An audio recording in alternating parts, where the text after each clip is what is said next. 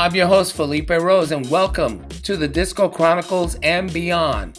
This podcast is about the disco era, the music, the culture, and the impact it's had on the world today, and why disco is still so hot. After successfully touring the world for over 4 decades as one of the original co-founders and members of the world-famous Village People, selling over 100 million records, this disco king truly knows a thing or two about the disco era. So sit back and relax and enjoy my conversation with my guest today.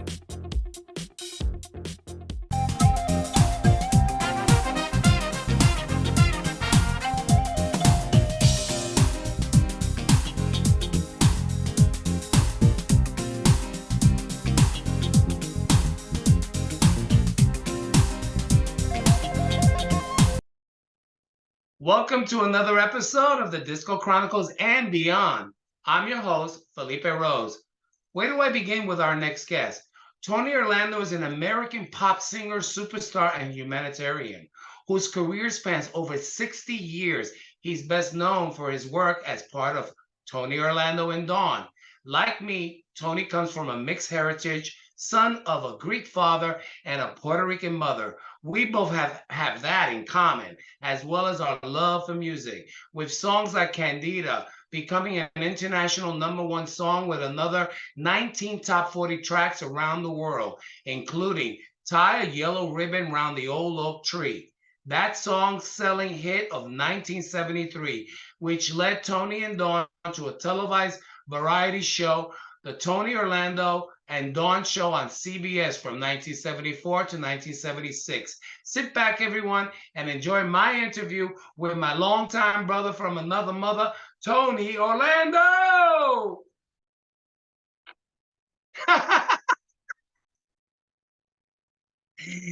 Look at you with your hat. Are you thugging it today, Tony? I got all dressed up for you. You're mute your button. You have to mute your button. Unmute. Okay. There we go.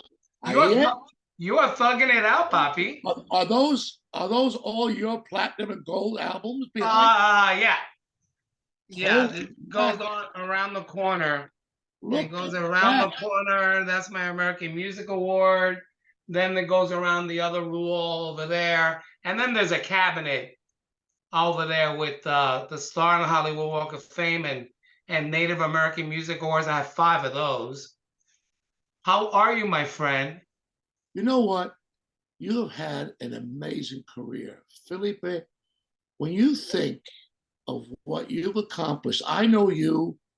I think, if I'm not mistaken, Lincoln was president when I met you. At least I think we went to his inaugural. We were the only two Hispanics in the audience that night. You got me with that, because we actually met during the Jerry Lewis telethon. Telethon, right? Labor Day weekend, and right. You know, the guys, they were excited to meet you, but I was like, oh. I was like starstruck. I was like, oh my God, I love you so much. But we hit it off tremendously right from that moment. Hermanito, siempre. Para siempre. Always, siempre. And you know, that's the great thing, is that I really don't know any other guys in the music industry that are of mixed heritage like you and I. Right. You know, well, I had that relationship with Freddie Prinze. And also with Freddie. Well, of course. Freddie and I had a production company before he passed away. And the production company was called Greek-Rican Productions, which was like this long on a screen. And we really actually signed, Felipe, truthfully, we signed, remember the road movies by Bing Crosby and Bob Hope? You know, like road, yes, I do remember that. There was a whole list of movies that they did. Well, Bob Hope had us signed to do 10 road movies, The Singer, the Comic, to follow up on what they did with Bing Crosby. So you guys actually didn't you do a few episodes on his show? Didn't you? Weren't I you? did Didn't one episode with his show, and he did one episode of my show. Actually, you know, Felipe, the first time Freddie ever did a network television show was before Chico and the Man was on my variety show. when you that you had on CBS? Yeah, and when And he that came on, well, yeah, when he came on, we had a lot of fun, man. You know, that was a we were the only two guys, and you, only three guys that in all of Hollywood we would know what Arroz con Gandules is, we would know what Pasteles is, and we had fun with that, Freddie and I. yeah, I bet you did. But the thing is that you have to remember that I was watching you at home. I Yeah. wasn't. I was still like I think in high school. So I was watching it with my mother, and my mother was like in heaven. Oh my God, everyone, shut up, keep quiet. They're on, my boys. And then she remembered when Freddie was on the show. Yeah. And then, of course, it was strange for me to then read of his passing because I just kind of, as a young kid, you don't put that together. You kind of really don't know how to break that down. His You know what's passing. amazing? You know what's amazing about Freddie Prinze? He died at 22 years old. Oh my God, Also, no. yeah, also, he was only in the business 2 years. Oh my God. You must have been, well, you must have been devastated Oh, when I this. was devastated. Oh my, I never saw anybody pass away, and Freddie died right in front of my eyes at the hospital with his mom and his wife there. oh, Tony, stop, please. Yeah, but you know, he and I had God bless him. we had the best fun. Freddie used to come. One day he woke me up. He had the key to my house. So he'd come in the house one day. It must have been 7 o'clock in the morning, and he had to go in to do a reading for Chico and the Man. And obviously he didn't want to go. So he comes in. I feel this tap waking me up. Actually, in my bedroom, tap wake me up. I open my eyes and it says, "Oye, papi, I don't want to go to school today." And I said, "You want to play hooky?" He said, "I want to play hooky." I said, "Well, I'll tell you what, give me the phone number and I'll call him at the studio and tell him that you're not feeling well. How's about that?" "Oh, Poppy, thank you. I don't feel like going." It was like he was like a kid. And So how old were you? How old was he to you? I mean, 10 you were years. 10 years. So he looked up to you as a Yep. mentor. Yeah, he was my little brother. That's amazing. That's such a beautiful story, Tony. Yeah. But I feel that way like that about you. Thank you. We don't let, time may slip by or just go by. And then I believe I saw you, what, 6 months ago? When did I see you? For your star In Union City. And you in, know, you in Union being there, City. it's so special, your energy and your way to MC things and your show business. Well, you were nervous too, because you were like, okay, this is like I'm going to go to an awards presentation. It's on the street. And they called me and they said, listen, you should go. You should like keep him company. I said, I would love to. And that picture of us, that's framed of us sitting with the chair where we have our arms behind each other, Special. holding. Isn't that great? That's like Yeah, that's a special wonderful. photograph. That That's a says it all, Felipe. yes, yes, My yes, it does. admiration for you. I sent you, everybody watching, there's a young man in my family. His name is Nicholas Amamino, Nicky Amamino. And he's a genius. I mean, he's a literal child genius. He's only about 7 or 8 years old now. And he sent me a video of him dancing to YMCA at a football game. I saw that. You sent that to me. Yes, I sent it to you. So who was the kid again? That is my wife's brother's grandson. Oh my God, he just forgot that he was in the stands in the with the crowd. And what And got he me, just yeah, he stood up and he was doing and dancing and moving his arms, and it was like he didn't pay anyone any mind. And how old is the kid? I think how old is he now, Jenny? 7. Like 7 7 years old. Let me tell you about him. Hi, Jenny. Hi, Jenny. They call him Kid commercial. This year, that young man that you saw, Nicky Amamino, has done more commercials in 1 year than any child in history. He's earned already, I'm not kidding you, enough money to go to college with. I believe it. He is that charismatic, that talented. I think he might be a prodigy. Like he picked up drums the other day, Felipe, and he played the drums. Well, that's a talent right there. And if he's left alone, because there's some parents I know that their kids they push their kids, and then the kids eventually they don't want to do it anymore. You know, it's gotta happen naturally. I have a cousin. Yeah, I have a cousin. She's like a Broadway prodigy, and she's only like 16, and Right. she's got one of those Broadway voices, you know, so she's being wise about it. She's not rushing herself, but she's enjoying herself, which is great. Well, tell her that her uncle Tony had a chance in his lifetime and career to play Broadway twice. I was in Barnum. I played Barnum on Broadway after Jim Dale got the Tony Award. Oh my God, I didn't know that. I didn't even get to all of that. Your resume is so extensive.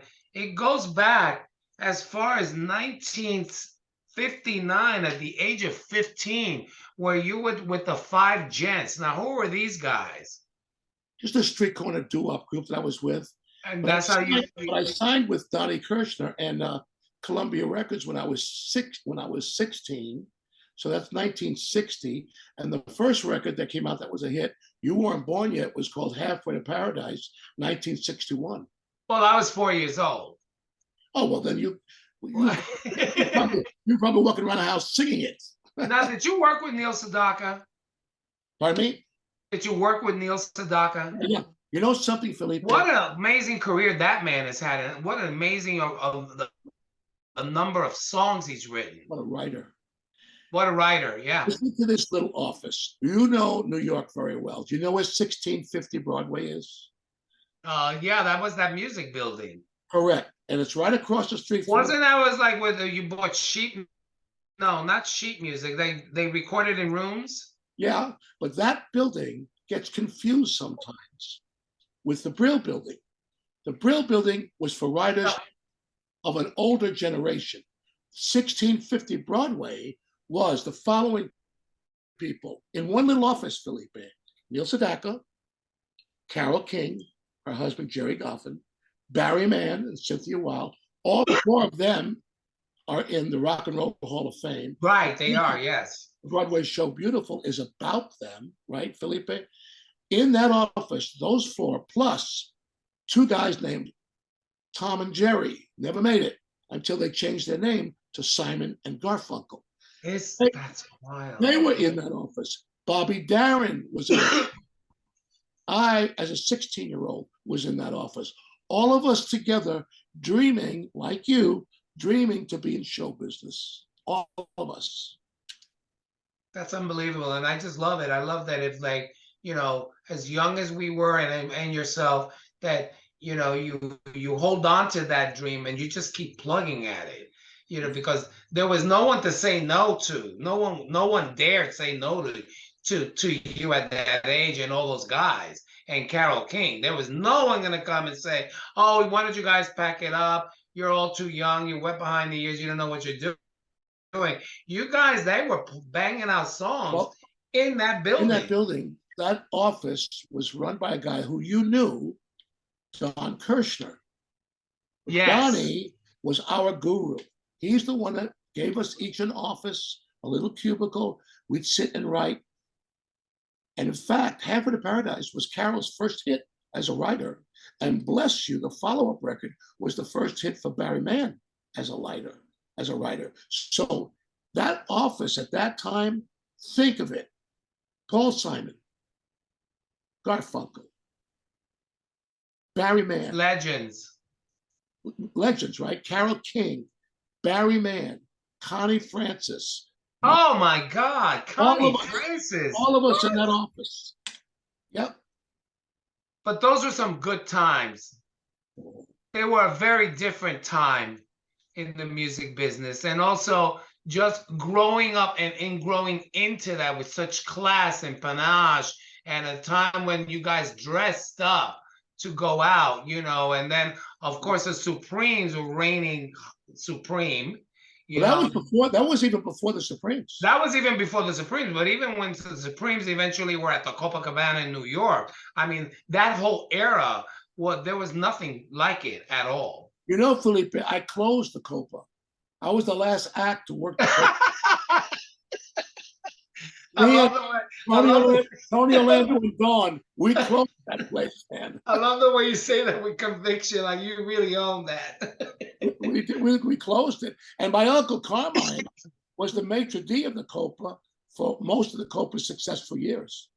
Now, because I know that growing up, knock three times on the ceiling if you want me. We, in school, we all had a field day with that song, because either during lunch, recess, or whatever, when the teacher wasn't looking, someone would run over to the pipe in this classroom and knock three times, and the class would just fall out and laugh, because it meant that we're gonna do something nasty. Because that's what everybody got in on the joke. It was pretty much, that was what the song was really about. It was a Pete Tom song, really. Excuse me? It was a Pete Tom creep song. It was a creep. Yeah, absolutely.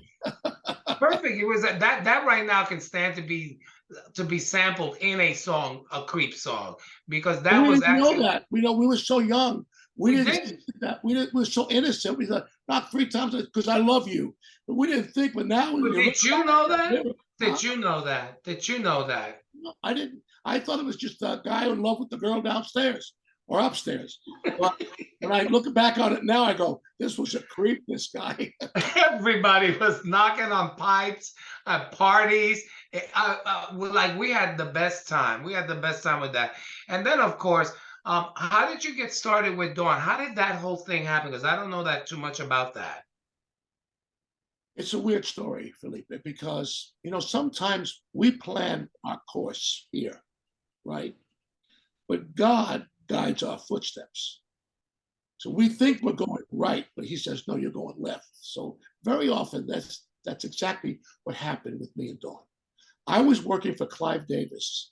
I was running his music division for 4 years. Yes, you were. Yeah. I got myself up to vice president of running a CBS music.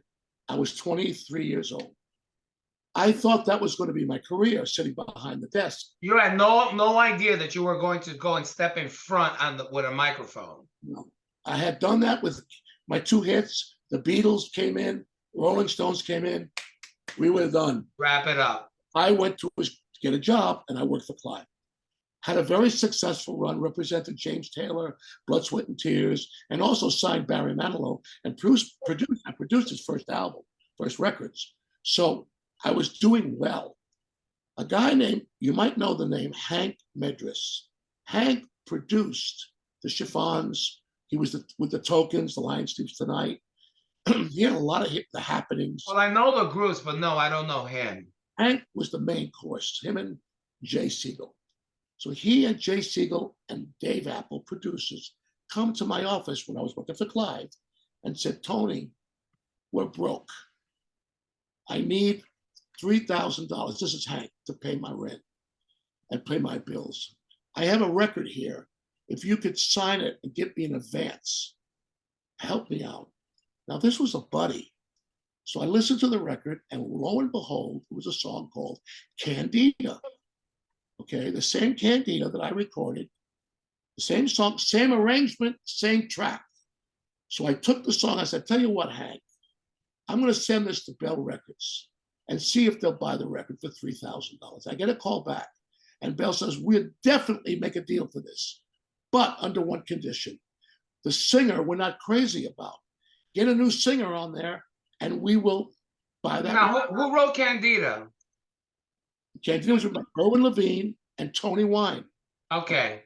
So I say, Hank, they want to buy the record. I got you $3,000, but change the lead singer. They're not happy with him.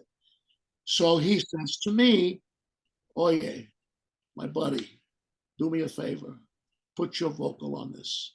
because you did all the demos for Carole King when you were young, and this song is that kind of song. It's that kind of song, so they knew it. They could hear it. Yeah, it's like a Drifters record. Would you put your voice? I said, Hank, I can't do that. But you had that for that time. You had the quintessential radio pop voice for a male. I was working for Clive. I wasn't about to give up my vice president. Right, you weren't going to give up that day job, which was exactly. Cushy. Yeah. So I said, tell you what I'll do. I'll put my vocal on it tonight. If it comes off and you sell that record, promise me you don't call it Tony Orlando. I don't care whose name you put on there, but it's not me. He goes, deal. So I go in the studio, Felipe. I cut Candida one line at a time. I cut Candida like this. Okay, Hank, what's the first line? Stars won't come out if they know that you're about. Hang on, let me hear. Stars won't come out if they know that you're. Okay, I think I got it. Play the track. I do. Stars won't come out if they know that you're about. What's the second line? You recorded the song line by line? Line by line. We got done with it. He takes it back to Bell Records. This is how Tony Orlando got started. And he sells it. But you didn't double like they today, like they do the double the vocal or anything. You just, because it was straight, dry like that. And then they mixed it. Yeah, they mixed it. So they buy the record. The record comes out. And my secretary, 3 months later, comes into my office at CBS and she says, Tony, you know that song Candida you recorded with Hank? It's a smash. Look, it's all over the trade papers. I said, you're kidding. I said, did he put my name on it? She goes, no, he put the name Dawn. I said, Dawn? What? Yeah, so I called him up. I said, Hank, why did you pick the name Dawn? He goes, because the president of the record company's daughter is named Dawn. I thought I would get special preference if I called the group Dawn. Okay? Now it comes the second time. Candida goes to #1, sells 2 million records. Yes, Candida was a huge hit. I'm like this. I'm not telling anybody, right? Sure. Good job. We're gonna go into our first break and just wait for like a couple of seconds. And Stella is our associate producer. She's going to put us at a pause right here. So now we are Dawn, which is well, is there a group?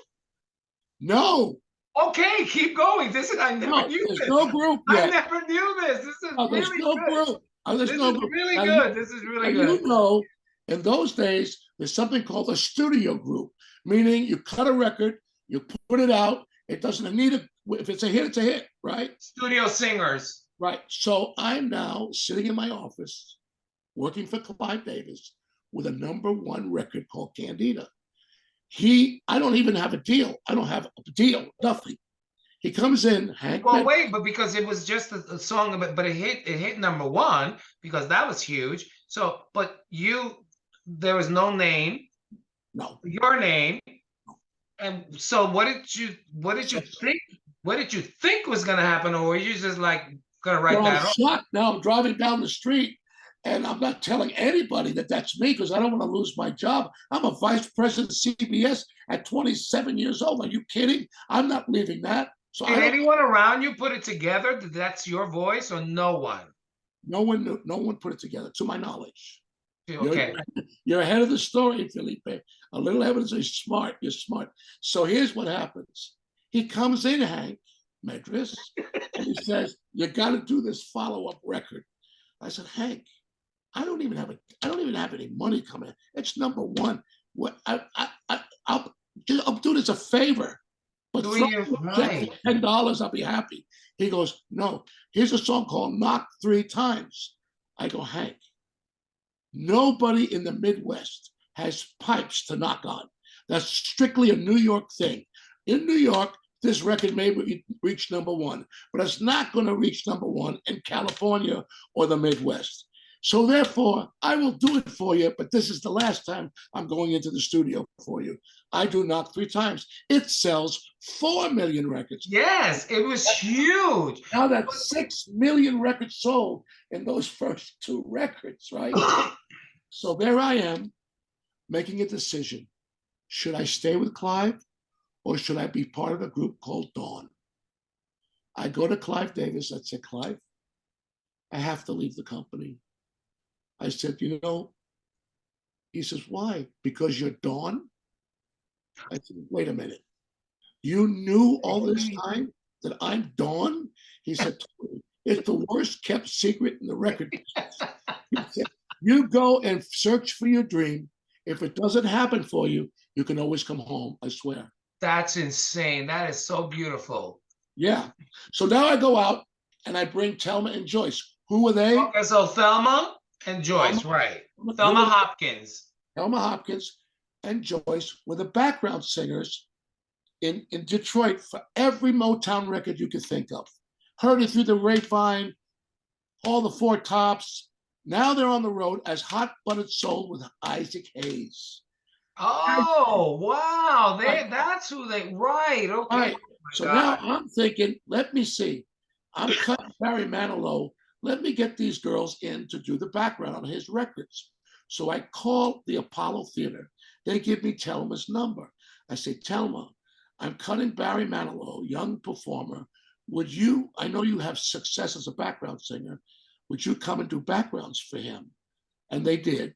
And when I met them, I said, oh my God, that's Dawn. Because the record was one guy with girl background singers. So I talked her in to coming on the road. We became Dawn, not Tony Orlando and Dawn, just Dawn for Candida, Knock 3 Times, and Yellow Ribbon comes out. It's Dawn featuring Tony Orlando, Little Letters. But then we go to CBS and they call us Tony Orlando and Dawn. So really, the name Tony Orlando and Dawn came because of the television show. Oh, okay, great. That's fantastic. I didn't know that. Now, Tie Yellow Ribbon, that had, I'm so young. That had something to do with the soldiers coming home or something. Well, it became that. It was It became that, but then the song, that's how the song blew up again. Correct. It started out, the first time I ever sang that song, Felipe, was Bob Hope invited me to do a show at the Cotton Bowl for the homecoming. They were only home, I think, 2 weeks of the prisoners of war from Vietnam. Right, right. The opening line, I'm coming home, I've done my time, applied to them. Once we did that show, it applied to every military guy. To every military soldier and people like literally. Now, though, obviously, it was what, the Vietnam War. From the Vietnam War, all the way through Iraq. All the way through Iraq, and the thing is that there were neighborhoods. There were neighborhoods with yellow ribbons like everywhere, and I was like, "What is this?" And my mother said, "That's Tony Orlando and Dawn's song, Tie Yellow," and I was like, "Oh my God, okay, got it." So again, you're entrenched in pop culture at such an incredible time and place, and then the show, of course, was wonderful. It was a variety for the show. Who out of all those acts on your show, who did your favorite guest? You had so many. Boy, that's tough because, Cher wasn't on it, was it? Did Cher come on? Cher. Yeah. Cher. Yeah, Cher came on. In fact, Cher had her studio when she was alone without Sonny. Right next door to us at CBS. So we were right there together, I remember, this is crazy, Felipe, when I think back. We were on the second floor of the CBS building now. There was one rehearsal hall, which was us. Next to us was a rehearsal hall with Cher. Next to Cher was Carol Burnett. Yes, they were all on the same complex. And on the same floor. What was that? Century City? What was the area there? Well, that was on Fairfax, CBS. Fairfax. Okay, so yeah. CBS City, Television City. Television City is huge. Yeah. And so we did the show from there. And it was Freddie Silverman, who was the president of CBS at the time, who named the show Tony Orlando and Dawn. But funny enough, after the first show, a little old lady came out of a delicatessen. There was one right near CBS that we used to go to. And she said, "Oh, I loved your show last night, but tell me something. Which one's Tony, which one's Orlando, and which one's Dawn?" She thought it was Tony, Orlando, and Dawn. 3 people. You know, I have to tell you that the overall look that you had with the girls and the fashion, it was the 70s and the bell bottoms and the colorful clothing and your haircut shag and the girls, like you guys, that was such a package. Yeah. It was just an amazing, it was a beautiful package to see. It was, and you know what I'm proud of? We were the first and only ever since The racial, multiracial group to ever have a primetime television show. yes, you were, absolutely. I'm glad you brought that up.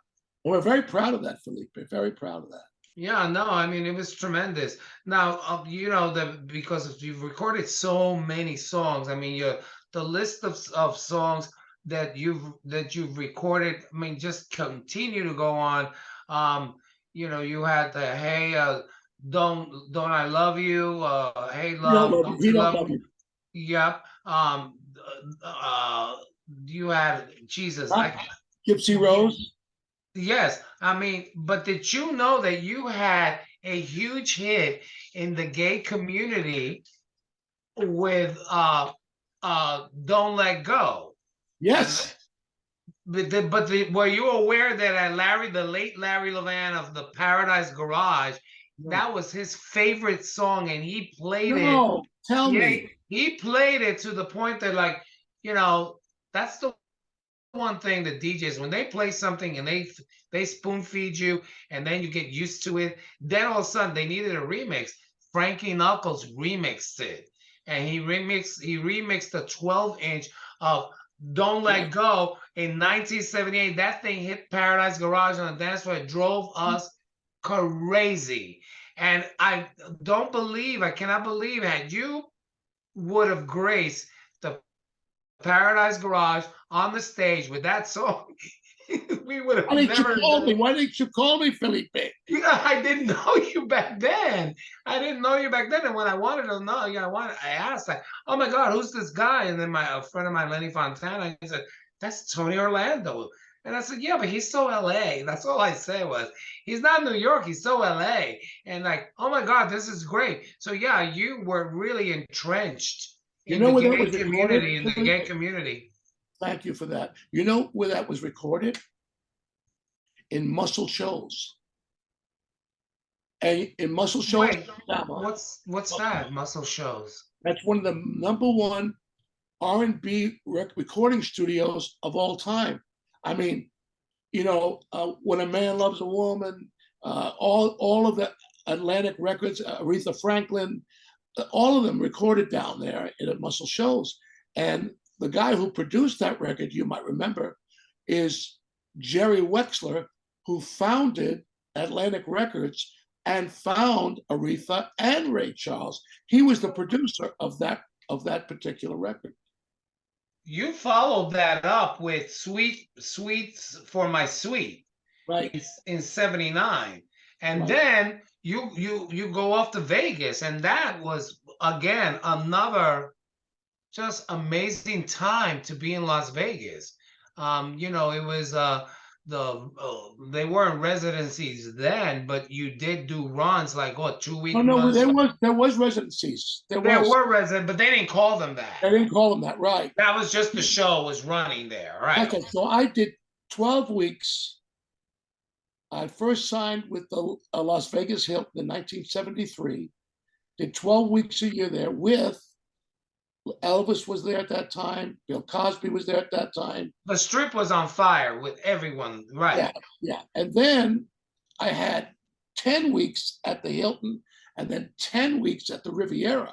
So from 1973 to 1988, I was part of that. You were part of that whole Las Vegas upper echelon of entertainers, because I know we came in at the Riviera, which I think was Pia Zadora's husband that owned it. Yep. And we had a 4-year contract, and so we had to do 3 times a year. It was 4 weeks, And so we started that our run with Joan Rivers as our opening act. Like, how crazy can you get to have Joan Rivers telling the most disgusting jokes, the funniest jokes, and then people, like when she would leave the stage and the show would start and the motorcycles would come on stage, go across the stage and all that, and the first song would start, we could literally see people barfing in their ice buckets because they were drunk and they had been laughing so hard with Joe. They were throwing up in the ice buckets, which was not fun to watch, in the front tables. But that run with Joan Rivers, oh my God, too bad she's gone. God bless her. I mean, I don't know what comedy would be like today with her. She was one of those entertainers that she always tried out her jokes. If not in the clubs in Vegas, then in New York. She would go with her jokes. She would test them out. If the audience didn't laugh, she'd scratch that thing out. But the amazing thing about Joan was that she was such a troublemaker because she always wanted us to catcall her as she walked down the hallway with her feather boa to start the evening. And so she would kick our door and we would laugh, and we'd open the door, we'd pop our heads out from two dressing rooms, and she would look at us and say, "How do I look?" And we were like, "You look great." And we're like, "Woo!" And then so she would, and then finally, in the last run of the first run, in the last week, she was really bored. She said, "I need to do something because, waiting for you guys to get off the stage, I want to try something new. I want to come out on your Jeeps, through the saloon doors, out of the portisan." So she did that every night. You're watching the Village People show, and the portisan opens up, and there's Joe Rivers running out of it. So it was a great time. Rip Taylor, we were with Rip Taylor. We were with Debbie Reynolds, the quintessential showgirl. That one. She, I don't know if it was her show, whether it was the songs and her dancing, or the stories that she told, which actually really got your attention. Did you ever work with Debbie Reynolds? Well, not only did I work with Debbie Reynolds, but she used to call me, I used to call her my show business mama. That was what she wanted me to call her. She did, like, yeah, she would say that. You're right. Up until she passed away, she was my show business mama. We were very close. Debbie was a great, I remember telling her that the movie Singing in the Rain was when my light bulb went on. I was 9 years old when I wanted to be a performer because I saw Singing in the Rain. Of course, she was in that great movie with Gene. It's a wonderful movie. When I see it, I have to sometimes stop and sit down and just watch the entire thing, and then with O'Connor and Gene Kelly to hoof it off like that. What's so great is that dance their behinds off like crazy. It's just there's nothing like it. that TV show that I had me working with Gene Kelly, Don O'Connor, Debbie Reynolds. My very first guest on my TV variety show, get this, was a man we used to call the Great One, Jackie Gleason. That was my first guest on that show, doing sketches for me. So it was, that show got me a chance to work with all of my idols, with all the people I loved growing up, Well, that's how we met. That's how we met because were asked by Jerry Lewis's people for a few years. We wanted you guys to be on the show, but the timing did never worked out. And then that Labor Day weekend we were available, and they said, "Okay, we'll send cars for you guys." And I was ecstatic because some of the guys, they felt that the Jerry Lewis show telethon was passe. It was old, and I just looked at him and I said, I don't mention names, but he wore a hard hat. And I basically said, "Look, we grew up to this. My mother grew up to this. This was like, raising money all weekend long." And that was the thing that was fascinating to watch Jerry Lewis not only bring the guests, but he would literally not sleep through the entire telethon. What was that, 4 days? Right. I was with him. I did the telethon with him 33 years, Felipe. So you guys did it like at the studio with live audience and all that. Because by the time we did the show, we were in a studio in New York City, and that was taped. No, no, we taped you, but my part of the telethon was not taped. Okay, so you taped us. So you were just there hanging out because you wanted to hang out? So I hosted New York for him for 33 years. Okay, so you were hosting the New York portion and you I was a introduced us. co-host with him for 33 And years. you introduced us, right. So I was And a then co-host with Jerry, not only in New York, but also with Sammy and Ed for 10 years in Las Vegas. now Sammy, I met Sammy Davis when we were doing Can't Stop the Music because Altavis Davis, his wife, was in the movie. And so I'm at the Studio One doing a dance scene on top of a bar. They were sort of recreating prior to my discovery, dancing at the anvil. And so I'm standing there and they're changing cameras, and I feel a tug on my moccasin. And I look down and it was Sammy Davis.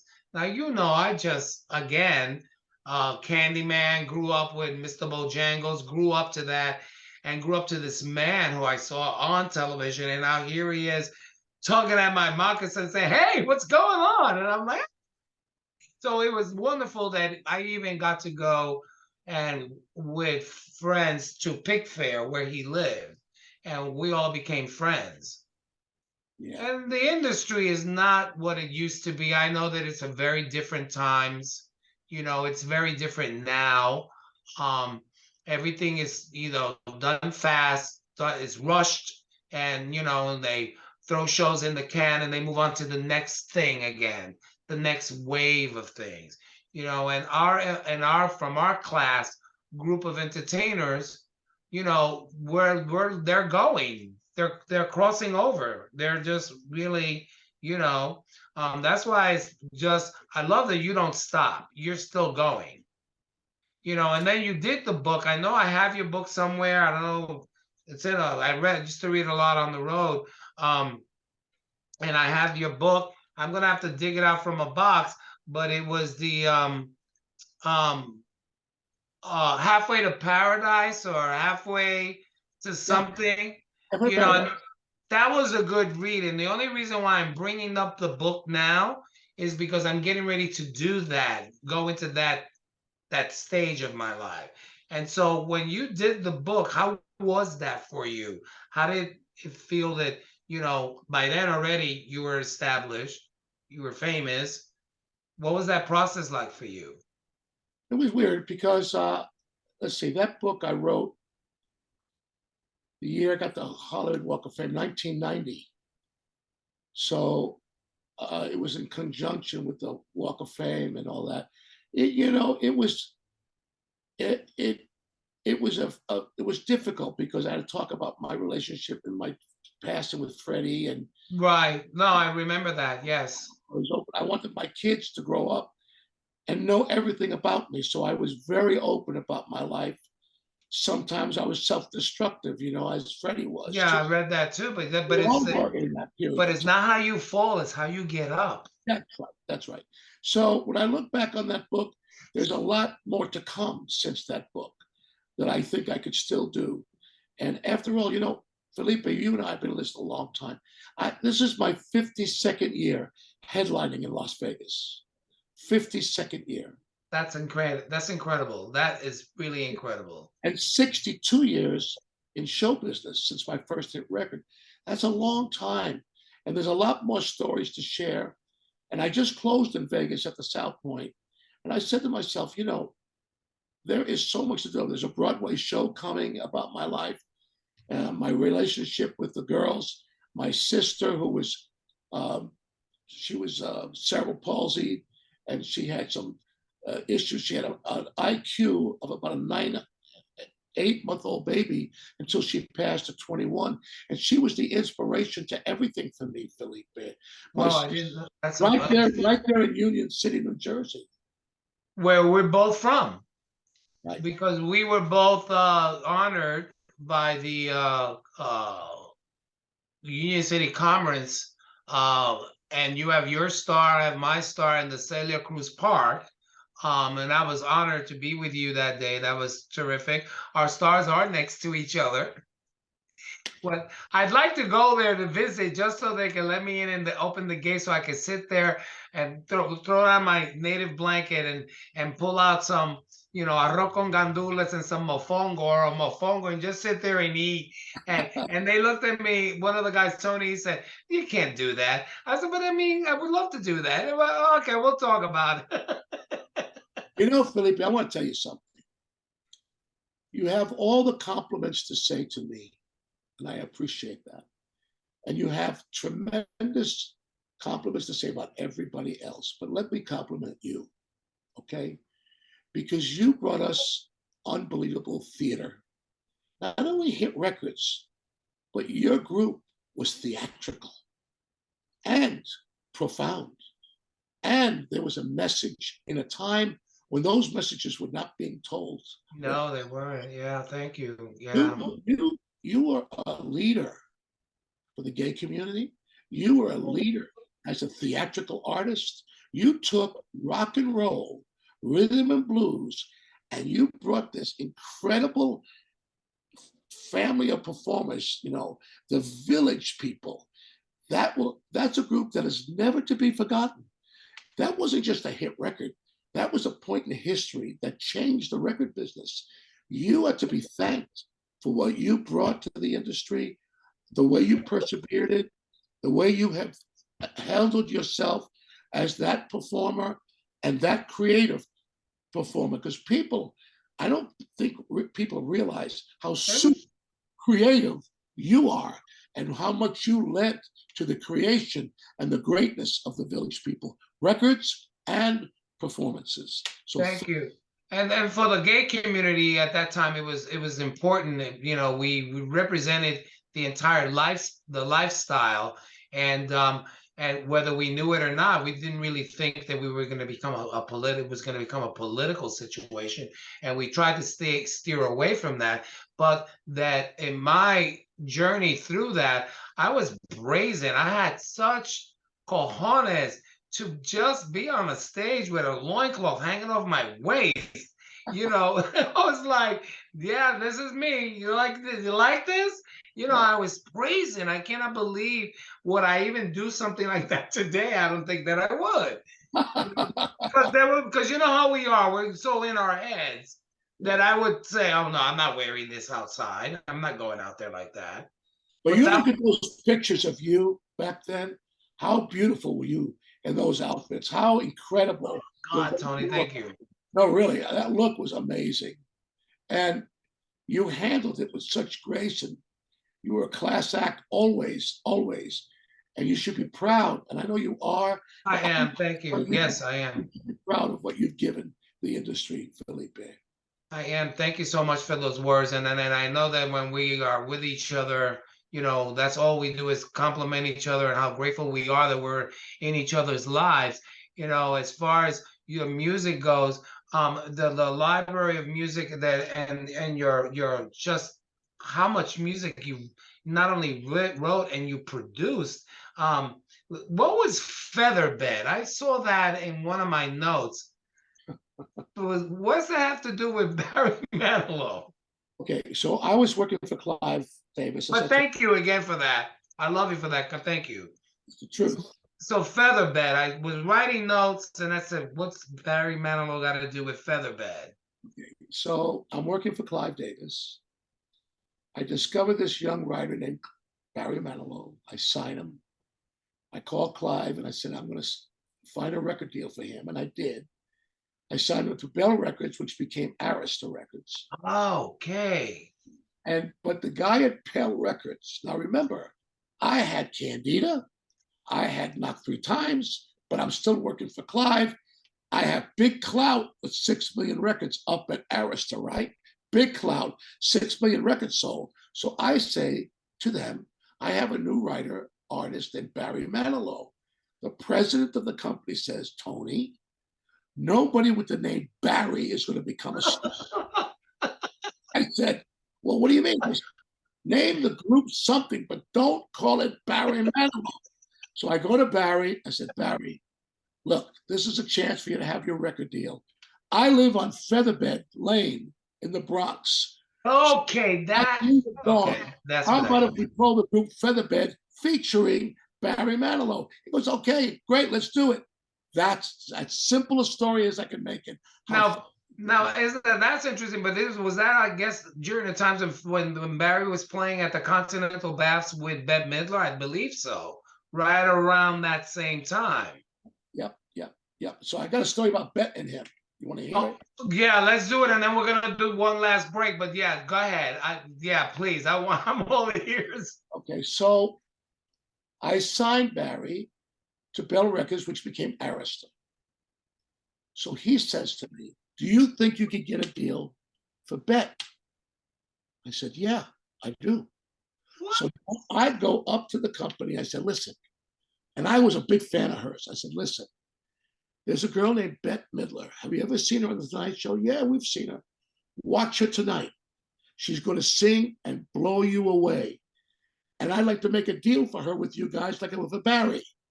Watch tonight. So the president of the company goes home. Larry Uttal is his name. And he watches the Tonight Show with Bette on the show. Was Barry her musical director at the time? Just a piano player. Just piano. Okay, got it. So she hadn't done anything yet. Barry hadn't done anything yet. So I'd say to Bette and Barry, meet me at Eskow's Coffee Shop on 57th Street at 8 o'clock in the morning. At 9 o'clock when the office opens, I'm going to see if they saw your show, and we're going to make a deal.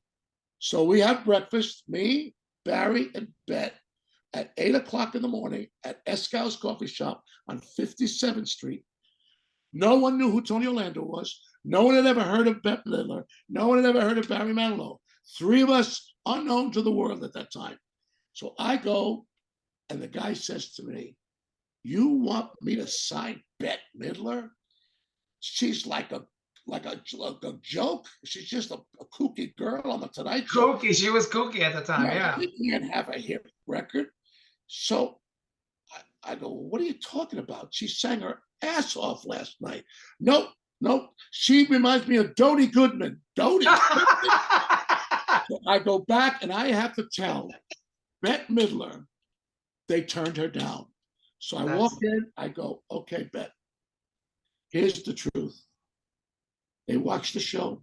They told me that you're nothing more than a Dodie Goodman, who you know was a regular guest on the Tonight Show. Right, like a character of her, yeah.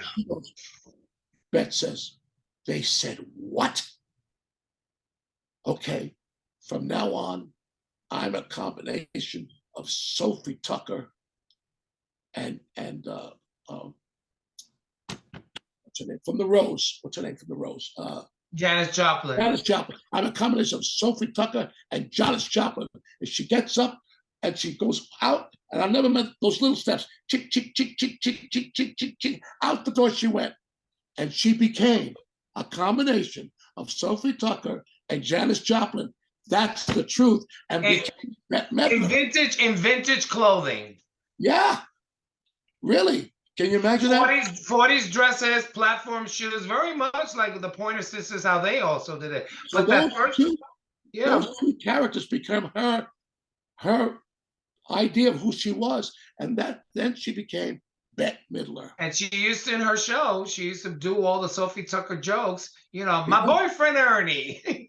So yeah, she was, again, but look, she's still an amazing woman and an amazing actress and humanitarian. And speaking of actors, now you then started in the 80s, like in the TV movie 300 Miles for Stephanie. You did more television on your own. I found it fascinating. You did Happy Times, Chills, At the Edge of Tears, Shirley, I'll Be There, What Am I Gonna Do? Tell Me What I Can Do. I mean, your movies, they were like, would I dare say that they were sort of Lifetime movies because there were so many that you were in? No, I did Stars Born with Barbra Streisand. And the movie you referred to, 300 Miles for Stephanie, was a movie produced and had a wonderful chance to do a dramatic role in that, got nominated for an Emmy. So, my My time in movies was good. My time on Broadway was fun. So the acting part of me found itself in the 80s. Okay. And did you like that process? And the last time I did a movie was with Adam Sandler called That's My Boy. And everywhere I go, I walk through an airport and some young kid who's 20 years old, they look at me and they go like this, "Oh, what up?" Because Okay, that's now that now I'm writing that down because I have to watch that. I have to find it and watch it. So moving into, you were in Branson, you had your own By the way, theater. you did my radio show. I want to tell you something. I want to thank you. Well, that was when was that? New Year's Eve, right? I want to thank you because we have had everybody from Lionel Richie to Garth Brooks. We have had Adam Sandler. We've had everybody on there. Clive Davis for 4 hours. You name them, they've been on that show. So I call you and say, would you kindly come on my show to do an interview with me for New Year's Eve show? I want you to know something, okay? All of those people got incredible responses. But my God, I don't know what you do to audiences, buddy, but we got responses about you being on that show. We're on WABC radio on weekends in New York, but That's where you are now, yes. that show streams around the world. We got people calling us from Australia, from England. Oh, we love the Village people. We love Felipe. Oh, he sounds so great. We're so happy he was on. You have no idea. I don't. No, I don't. You're right. Thank you. Thank you. You're right. And now we're approaching the end of on Anchor as I'm getting ready to sign off on Anchor FM. We've been recording simultaneously. Thank you everyone on Anchor FM for listening to us and enjoy Tony Orlando's interview in audio. So now what? What are you doing now? As we approach these last 5 minutes, what is Tony Orlando up to right now, other than your CBS show? Your CBS show. I do the WABC show in New York. WABC, you're right, correct. Sorry. It's at 10 o'clock Saturday nights.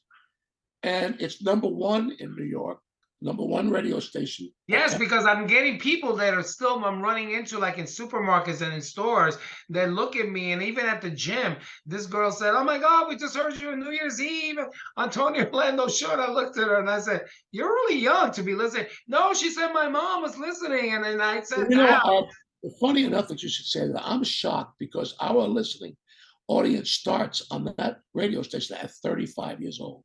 I couldn't believe it. I'm still getting people. I told you just the other day. Yeah, and the show is a big hit. I mean, it's a huge hit. And so on Saturday night, 10 o'clock to midnight, we're on. But we stream worldwide, and the show is on in LA from 7 p.m. to 9 p.m. So it is a wonder to me to do that radio show. So I continue to do that. I'm on the road. I'm booked for the whole year now. Out there after the pandemic, we're back to getting booked on the road. You're back to sure. Yeah. And also, I'm in the midst of having my Broadway show appear on Broadway called Rooftop Dreams. It's very close to that moment in time. Hopefully, you'll be there opening night. I will definitely be there. I will definitely be there. I just finished recording Monday my next song, which I will send to you. And I'm proud to say that I now have a musical director I'm going to be meeting with to lay out my landscape for my one-man show. It's time. A lot of people want to see me out there. And, I thought that after Village People retirement was going to be like, okay, let me take a few years off. But we never retire. That's the thing. That's not part of who. Listen, let me tell you something. It's not part of who we are. Felipe, I'm 3 years younger than Paul McCartney. If you're 3 years younger than a Beatle, you never grow old. How did you ever say you were going to retire? Did you ever say that? Yeah. How many times? More than you think. Okay, because Tom Brady retired today, and it's sort of like, oh, okay. After I'll tell you why. 4 months, huh? Thought about it, and I'll tell you why I thought about it. It's not the shows, it's the traveling. That's what's exhausting. It's exhausting. It Traveling is. today on airlines is not like when we in our day. Oh no! I mean, when we were traveling, we used to get dressed. I mean, it was class all the way. Yeah, there was smoking on the plane back then, but so what? But the point is that the non-smoking section in the back. But the point is that it was you would travel, and everyone sort of had had decorum and a sense of style as who they were when they were traveling on a plane. You would never see anyone with flip-flops on a plane. No. And also, they weren't constantly canceled and delayed. No. So when we go on the road now, the band and I, we always say we don't get paid for the shows. We get paid for traveling because that's the work. Well, that's the work. Yeah. That's what I said to myself. When you leave your house, to when you get back, that's the extent of the show you're doing. From the minute you leave to when you get back. That's correct. And if you're on the road and touring, it's even tougher. So if I ever think to myself, am I going to retire? It's sitting in an airport when they say the gate has been changed from gate 19 to gate 1. And I got to run to gate 1 to get there. On the way there, I'm going, I'm getting out of this shit as quick as I can. Tony, you're not going anywhere. You know, I love you dearly. I'm loving this look that I'm with the cap. You know, this is like, and you have such beautiful hair. I don't know why you're hiding it. Bad hair day. But it's beautiful, and you're a silver daddy now. It's silver. It's nice. It's nice. Yeah. Your wife, and Elaine, right? No, my wife is Franny. My wife Elaine was the other wife, the first wife. Oh my God. I can't keep up with you. And then I spoke to your daughter the other day. How long I'm married to the present wife? 34 years. Okay, and my daughter Jenny is the beautiful gift from God that we have out of this marriage. That's fantastic. So your wife your current wife, so you think she likes you? She's I hope so. 34 years we're together. I hope so. I'm telling you. Wow. So when you're packing to leave, she's like, bye. Yeah. Oh, yeah. Have a good time. Tony, where can everyone find you? Well, you can find me on all the platforms. I mean, you can find me on Instagram, you can find Facebook, you can find me on all of them. Yeah. And also WABC on Saturday nights. 10 o'clock every 10 Saturday. o'clock. Every Saturday night, 10 o'clock. I'll be tuning in every now and then when I'm home on a Saturday night. I don't club anymore. I don't go out anymore. The pandemic, that situation changed who I was. And now I just love being home. And so there's always things to do and play, you know, the podcast show and all these other projects that I'm working on, and then the gym. So, you know, that right there is a plate full, you know. Well, good luck with this podcast because it's wonderful to be on it. And thank you for being a friend for all these years. And I'm honored and privileged to be part of your podcast life. But more importantly, I'm honored to call you a friend. You are a friend. You're like a brother to me. You know, that's the one thing. You came into my life and you just are still there, you know, and I know that we can all say this of each other. You know, we may not talk to each other months and months and months, but you're always a constant. Something will pop up and I'll think of you. And it's also in the heart. So again, I love you. Thank you again. God bless you. Do me a favor, stay out of trouble. I promise. Ladies and gentlemen, I want to thank everyone for being on the Disco Chronicles and Beyond with the incomparable, the legendary, the extremely handsome, my brother from another mother, Tony Orlando. And stay tuned. We will be on Amazon. I mean, we will be not Amazon. I'm thinking of going to buying something. Now I got to Google something but I want to thank everyone for being on Anchor FM and Spotify. Thank you again for listening and watching. Tony, I love you dearly. God bless.